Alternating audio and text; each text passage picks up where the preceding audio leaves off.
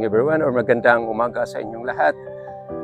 So, early morning yung asawa ko early morning yung asawa ko naka-decide na i-rearrange itong bonsai garden ko, tapos siya ang nag-design. So ganito na ang itsura, ganito kakalat, then ang naka-porky pa isa yung may what we call is red ficus na pina-wild ko sana, isa ginugupitan niya, tapos isa nagkamali ng pagkagupit, instead na doon sa top niya ang gugupitan tapos iwanan yung sa ilalim. Isang nangyari is ginugupitan niya yung ilalim tapos sa taas yung iniwanan niya. So okay lang yung isa yung literate. So papakita ko sa inyo kung kaano kakalat na dito sa garden ko, tapos siya magdi-design, so sikot-sikot. So tutor ko kayo kung ano nang nangyari sa bonsai garden ko. Yun ang tatrabahuin ko sana for this morning. I-rewire ko, tapos yung 21 jewels na bagong bilya pero hindi natapos. Yun, dito na nagsisimula yung mga kalat sa materials ko. Then sasahig na yung iba. So yun na start. Just hope na maliwanag. So yan yun na ang itsura. Tapos gusto niya dito. So yung iba pang samantala diyan muna dinalagay. Then ito na ang style niya sa pag-arrange. Yung iba binaba niya.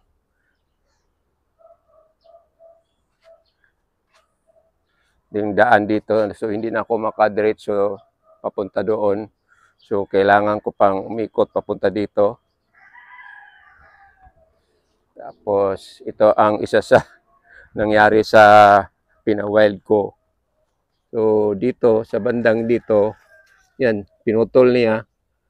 Then dito sa taas iniwanan niya yung dahon. So ang gawin ko na lang dito is gawin kong exposed root or yung hanging bonsai.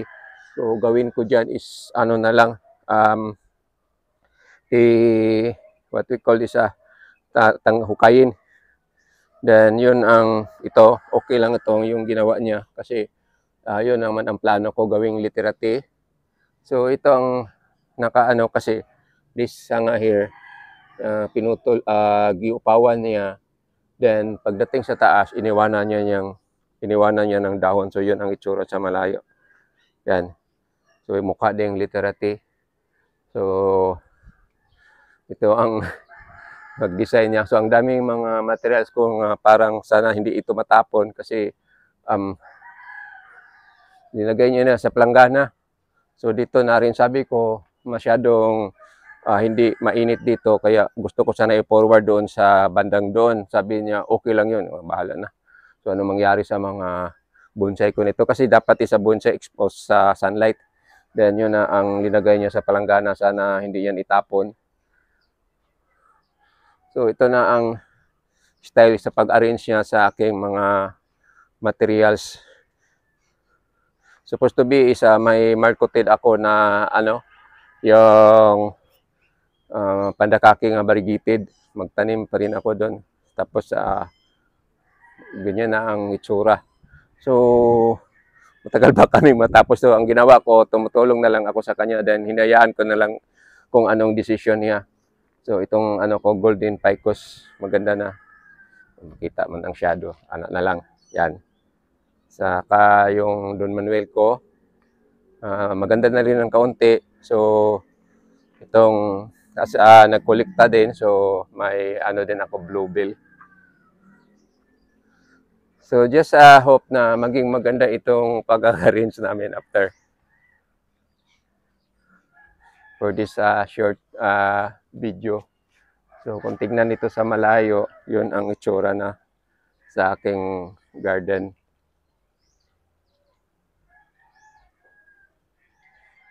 So yun ang pinakita ko sa inyo, yung mga paano in-arrange ng asawa ko yung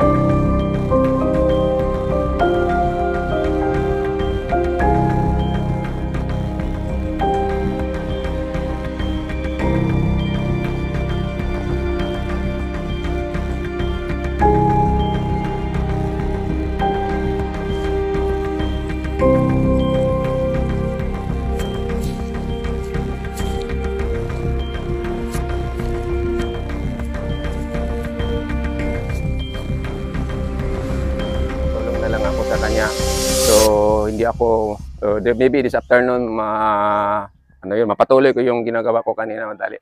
So for this morning, ito lang ang masishare ko sa inyo regarding about my bonsai garden here, kung ano nang itsura dito sa aming bahay. So again, maraming salamat sa panonood. God bless you all. Have a nice morning ahead of you. Bye.